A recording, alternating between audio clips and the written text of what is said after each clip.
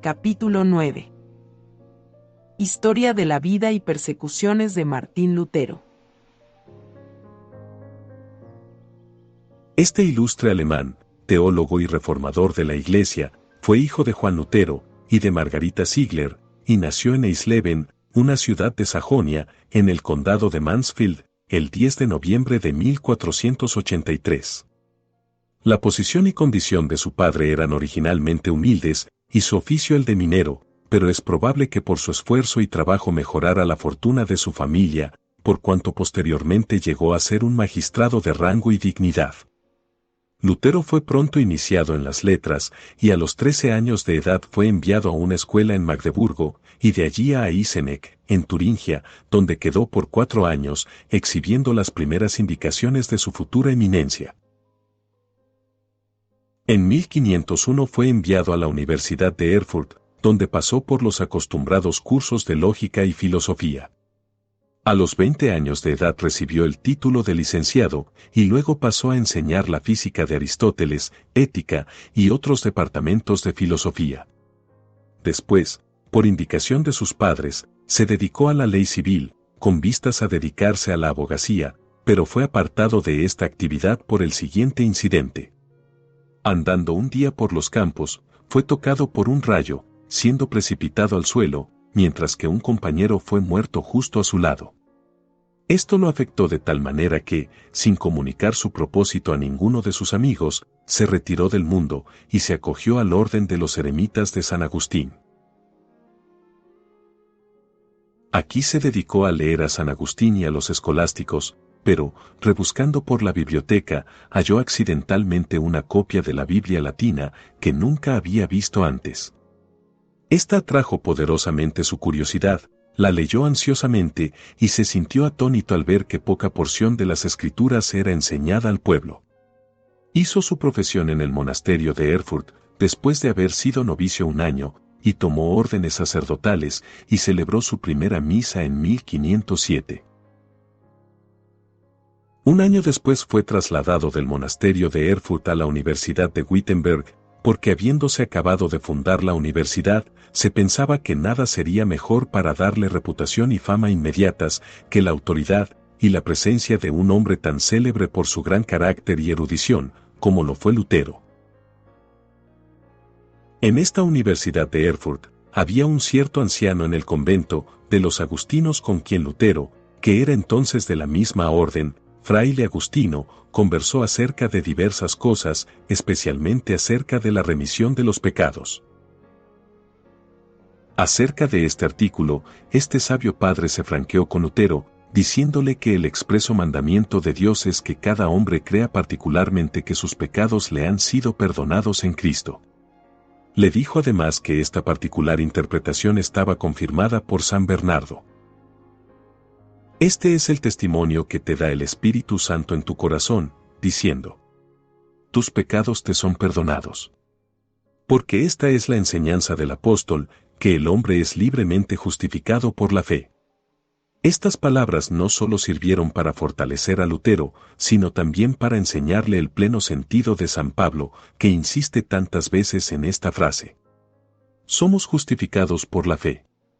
Y habiendo leído las exposiciones de muchos acerca de este pasaje, luego percibió, tanto por el discurso del anciano como por el consuelo que recibió en su espíritu, la vanidad de las interpretaciones que antes había creído de los escolásticos. Y así, poco a poco, leyendo y comparando los dichos y ejemplos de los profetas y de los apóstoles, con una continua invocación a Dios, y la excitación de la fe por el poder de la oración, percibió esta doctrina con la mayor evidencia. Así prosiguió su estudio en Erfurt por espacio de 4 años en el convento de los agustinos. En el año 1512, al tener una pendencia 7 conventos de su orden con su vicario general, Lutero fue escogido para ir a Roma para mantener su causa. En Roma vio al Papa y su corte, y tuvo también la oportunidad de observar las maneras del clero, cuya manera apresurada, superficial e impía de celebrar la misa ha observado con severidad. Tan pronto como hubo ajustado la disputa que había sido el motivo de su viaje, volvió a Wittenberg, y fue constituido doctor en teología, a costa de Federico, elector de Sajonia, que le había oído predicar con frecuencia, que estaba perfectamente familiarizado con su mérito y que le reverenciaba sumamente. Continuó en la Universidad de Wittenberg, donde como profesor de teología, se dedicó a la actividad de su vocación. Aquí comenzó de la manera más intensa a leer conferencias sobre los sagrados libros. Explicó la epístola a los romanos y los salmos, que aclaró y explicó de una manera tan totalmente nueva y diferente de lo que había sido el estilo de los anteriores comentaristas, que parecía, tras una larga y oscura noche, que amanecía un nuevo día, a juicio de todos los hombres piadosos y prudentes. Lutero dirigía diligentemente las mentes de los hombres al Hijo de Dios, como Juan el Bautista anunciaba al Cordero de Dios, que quita el pecado del mundo. Del mismo modo Lutero, resplandeciendo en la Iglesia como una luz brillante tras una larga y tenebrosa noche, mostró de manera clara que los pecados son libremente remitidos por el amor del Hijo de Dios, y que deberíamos abrazar fielmente este generoso don. Su vida se correspondía con su profesión, y se evidenció de manera clara que sus palabras no eran actividad meramente de sus labios, sino que procedían de su mismo corazón. Esta admiración de su santa vida atrajo mucho los corazones de sus oyentes. Para prepararse mejor para la tarea que había emprendido, se aplicó atentamente al estudio de los lenguajes griego y hebreo, y a esto estaba dedicado cuando se publicaron las Indulgencias Generales en el año 1517. León X, que sucedió a Julio II en marzo del año 1513, tuvo el designio de construir la magnífica iglesia de San Pedro en Roma, que desde luego había sido comenzada por Julio, pero que aún precisaba de mucho dinero para poder ser acabada. Por ello, el Papa León, en el año 1517, publicó indulgencias generales por toda Europa, en favor de todos los que contribuyeran con cualquier suma para la edificación de San Pedro, y designó a personas en diferentes países para proclamar estas indulgencias y para recibir dinero de las mismas. Estos extraños procedimientos provocaron mucho escándalo en Wittenberg, y de manera particular inflamaron el piadoso celo de Lutero, el cual, siendo naturalmente ardiente y activo, e incapaz en este caso de contenerse, estaba decidido a declararse en contra de tales indulgencias en todas las circunstancias. Por ello, en la víspera del Día de Todos los Santos, en el año 1517, fijó públicamente, en la iglesia adyacente al castillo de aquella ciudad, una tesis sobre las indulgencias. Al principio de las mismas retaba cualquiera a que se opusiera a ellas bien por escrito o bien en debate oral.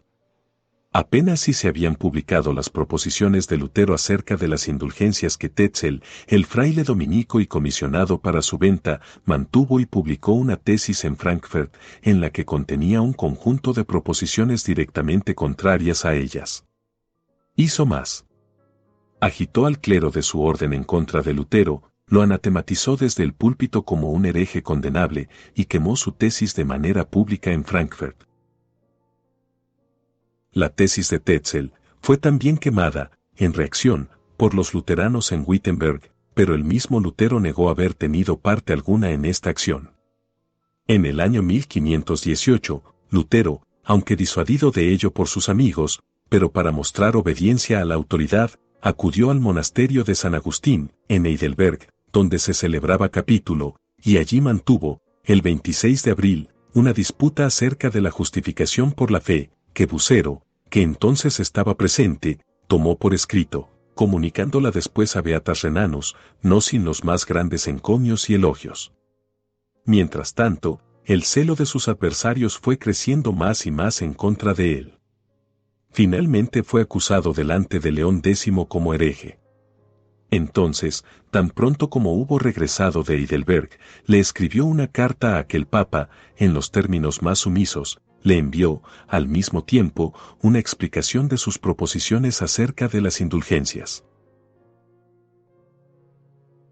Esta carta está fechada en el Domingo de Trinidad del año 1518, e iba acompañada de una protesta en la que se declara que no pretendía el proponer ni defender nada contrario a las Sagradas Escrituras ni a la doctrina de los padres, recibida y observada por la Iglesia de Roma, ni a los cánones ni decretales de los papas.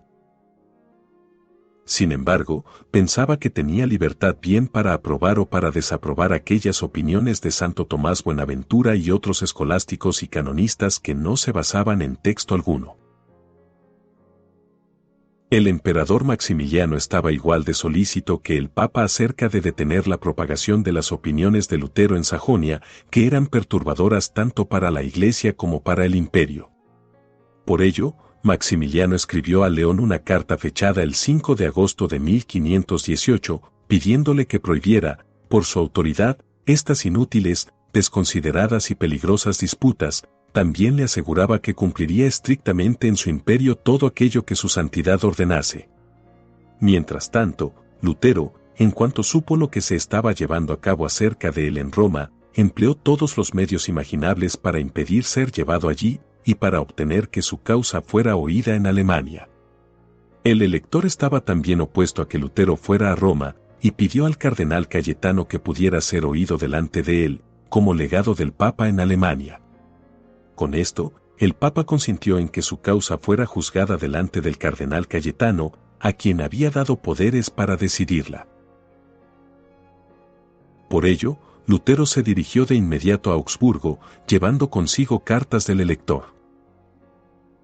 Llegó allá en octubre de 1518 y, habiéndosele dado seguridad, fue admitido en presencia del cardenal. Pero Lutero vio pronto que tenía más que temer del cardenal que de disputas de ningún tipo, por ello, temiendo un arresto si no se sometía, se retiró de Augsburgo el día 20. Pero, antes de partir, publicó una apelación formal al Papa y viéndose protegido por el elector, prosiguió predicando las mismas doctrinas en Wittenberg y envió un reto a todos los inquisidores a que acudieran y disputaran con él. Con respecto a Lutero, Miltitius, el chambelán del Papa, tenía orden de demandar del elector que le obligara a retractarse o que le negara su protección, pero las cosas no iban a poder ser efectuadas con tanta altanería, siendo que el crédito de Lutero estaba demasiado bien establecido. Además, sucedió que el emperador Maximiliano murió el 12 de aquel mes, lo que alteró mucho el aspecto de las cosas e hizo al elector más capaz de decidir la suerte de Lutero. Por ello Miltitius pensó que lo mejor sería ver qué se podría hacer con medios limpios y gentiles, y para este fin comenzó a conversar con Lutero. Durante todos estos acontecimientos la doctrina de Lutero se fue esparciendo y prevaleciendo mucho, y él mismo recibió alientos de su tierra y desde fuera. Por aquel tiempo los bohemios le enviaron un libro del célebre John Huss, que había caído mártir en la obra de la Reforma, y también cartas en las que le exhortaban a la constancia y a la perseverancia, reconociendo que la teología que él enseñaba era la teología pura, sana y ortodoxa. Muchos hombres eruditos y eminentes se pusieron de su parte. En el año 1519 tuvo una célebre disputa en Leipzig con Juan Exius. Pero esta disputa terminó al final como todas las otras, no habiéndose aproximado las posturas de las partes en absoluto, sino que se sentían más enemigos personales que antes. Alrededor del fin del año, Lutero publicó un libro en el que defendía que la comunión se celebrara bajo ambas especies. Esto fue condenado por el obispo de Misnia, el 24 de enero de 1520. Mientras Lutero trabajaba para defenderse ante el nuevo emperador y los obispos de Alemania, Exius había ido a Roma para pedir su condena, lo que, como podrá concebirse, ahora no iba a ser tan difícil de conseguir. Lo cierto es que la continua importunidad de los adversarios de Lutero ante León le llevó al final a publicar una condena contra él, e hizo esto en una bula con fecha del 15 de junio de 1520. Esto tuvo lugar en Alemania, publicada allí por Exius, que la había solicitado en Roma, y que estaba encargado, junto a Jerónimo Alejandro, persona eminente por su erudición y elocuencia, de la ejecución de la misma.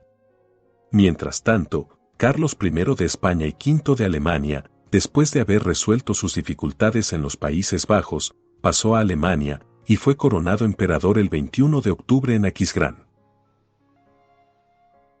Martín Lutero, después de haber sido acusado por primera vez en Roma en Jueves Santo por la censura papal, se dirigió poco después de la Pascua hacia Worms, donde el mencionado Lutero, compareciendo ante el emperador y todos los estados de Alemania, se mantuvo constante en la verdad, se defendió a sí mismo y dio respuesta a sus adversarios. Lutero quedó alojado, bien agasajado y visitado por muchos condes, varones, caballeros del orden, gentiles hombres, sacerdotes y de los comunes, que frecuentaban su alojamiento hasta la noche. Vino, en contra de las expectativas de muchos, tanto adversarios como amigos. Sus amigos deliberaron juntos, y muchos trataron de persuadirle para que no se aventurara a tal peligro, considerando que tantas veces no se había respetado la promesa hecha de seguridad.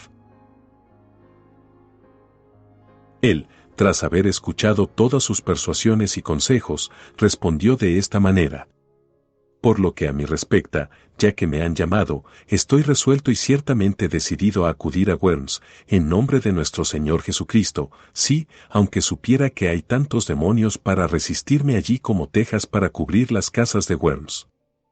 Al día siguiente, el heraldo lo trajo de su alojamiento a la corte del emperador, donde quedó hasta las 6 de la tarde, porque los príncipes estaban ocupados en graves consultas, quedando allí, y rodeado de gran número de personas, y casi aplastado por tanta multitud.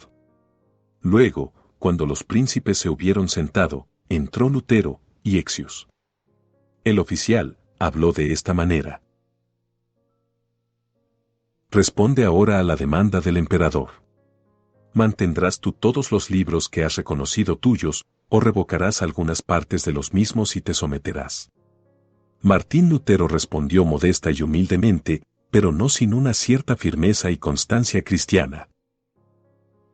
Considerando que vuestra soberana majestad y vuestros honores demandan una respuesta llana, esto digo y profeso tan resueltamente como puedo, sin dudas ni sofisticaciones, que si no se me convence por el testimonio de las Escrituras, porque no creo ni al Papa ni a sus concilios generales, que han errado muchas veces, y que han sido contradictorios entre sí, mi conciencia está tan ligada y cautivada por estas Escrituras y la palabra de Dios, que no me retracto ni me puedo retractar de nada en absoluto. Considerando que no es ni piadoso ni legítimo hacer nada en contra de mi conciencia. Aquí estoy y en esto descanso. Nada más tengo que decir. Que Dios tenga misericordia de mí. Los príncipes consultaron entre sí acerca de esta respuesta dada por Lutero, y tras haber interrogado diligentemente al mismo, el prolocutor comenzó a interpelarle así: la majestad imperial demanda de ti una simple respuesta, sea negativa, sea afirmativa, si pretendes defender todos tus libros como cristianos, o no. Entonces Lutero, dirigiéndose al emperador y a los nobles, les rogó que no le forzaran a ceder contra su conciencia, confirmada por las sagradas escrituras, sin argumentos manifiestos que alegaran sus adversarios. Estoy atado por las escrituras. Antes que se disolviera la dieta de Worms, Carlos V hizo redactar un edicto, fechado el 8 de mayo, decretando que Martín Lutero fuera, en conformidad a la sentencia del Papa, considerado desde entonces miembro separado de la Iglesia, cismático y hereje obstinado y notorio. Mientras que la bula de León X, ejecutada por Carlos V, tronaba por todo el imperio, Lutero fue encerrado a salvo en el castillo de Wittenberg, pero cansado al final de su retiro, volvió a aparecer en público en Wittenberg el 6 de marzo de 1522, después de una ausencia de unos 10 meses. Lutero hizo ahora abiertamente la guerra al Papa y a los obispos, y a fin de lograr que el pueblo menospreciara la autoridad de los mismos tanto como fuera posible, escribió un libro contra la bula del Papa y otro contra el orden falsamente llamado el orden episcopal. Publicó asimismo una traducción del Nuevo Testamento en lengua alemana, que fue posteriormente corregida por él mismo, y Melanchthon. Ahora reinaba la confusión en Alemania, y no menos en Italia, porque surgió una contienda entre el Papa y el emperador, durante la que Roma fue tomada 2 veces, y el Papa hecho preso. Mientras los príncipes estaban así ocupados en sus pendencias mutuas, Lutero continuó llevando a cabo la obra de la Reforma, oponiéndose también a los papistas y combatiendo a los anabaptistas y otras sectas fanáticas que, aprovechando su enfrentamiento con la Iglesia de Roma, habían surgido y se habían establecido en diversos lugares. En 1527, Lutero sufrió un ataque de coagulación de sangre alrededor del corazón, que casi puso fin a su vida. Pareciendo que las perturbaciones en Alemania no tenían fin, el emperador se vio obligado a convocar una dieta en Spire, en el 1529, para pedir la ayuda de los príncipes del imperio contra los turcos. 14 ciudades, Estrasburgo, Nuremberg, Ulm, Constanza, Rettlingen, Winsheim, Merumingen, Lindau, Kempten, Heilbronn, Isny, Weissenburg, Norlingen y Saint-Gall, se unieron contra el decreto de la dieta, emitiendo una protesta que fue escrita y publicada en abril de 1529. Esta fue la célebre protesta que dio el nombre de protestantes a los reformadores en Alemania. Después de esto, los príncipes protestantes emprendieron la formación de una alianza firme, e instruyeron al elector de Sajonia y a sus aliados que aprobaran lo que la dieta había hecho, pero los diputados redactaron una apelación, y los protestantes presentaron luego una apología por su confesión, la famosa confesión que había sido redactada por el moderado Melanchthon, como también la apología. Todo esto fue firmado por varios de los príncipes, y a Lutero ya no le quedó nada más por hacer sino sentarse y contemplar la magna obra que había llevado a cabo, porque que un solo monje pudiera darle a la Iglesia de Roma un golpe tan rudo que se necesitara solo de otro parecido para derribarla del todo, bien puede considerarse una magna obra. En 1533 Lutero escribió una epístola consoladora a los ciudadanos de Oschatz, que habían sufrido algunas penalidades por haberse adherido a la Confesión de Fe de Augsburgo, y en 1534 se imprimió la Biblia que él había traducido al alemán, como lo muestra el antiguo privilegio fechado en Bibliópolis, de mano del mismo elector, y fue publicada al año siguiente.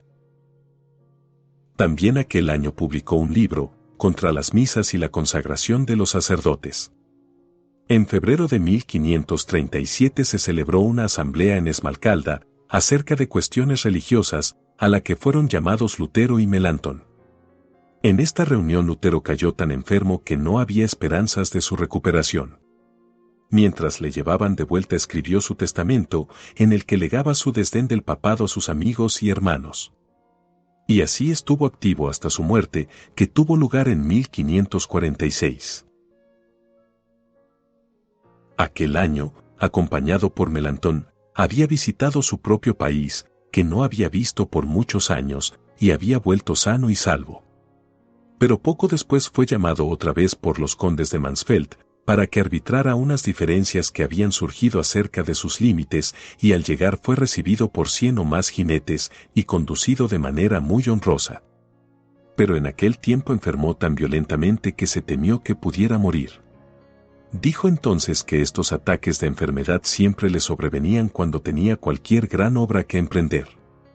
Pero en esta ocasión no se recuperó, sino que murió, el 18 de febrero, a la edad de 63 años. Poco antes de expirar, amonestó a aquellos que estaban a su alrededor que oraran por la propagación del Evangelio, porque el Concilio de Trento les dijo que ha tenido 1 o 2 sesiones y el Papa inventarán extrañas cosas contra él. Sintiendo que se aproximaba el fatal desenlace, antes de las 9 de la mañana se encomendó a Dios con esta devota oración. Mi Padre Celestial, Dios eterno y misericordioso, tú me has manifestado tu amado Hijo, nuestro Señor Jesucristo. Le he enseñado, le he conocido, le amo como mi vida, mi salud y mi redención, a quien los malvados han perseguido, calumniado y afligido con vituperios. Lleva mi alma a ti.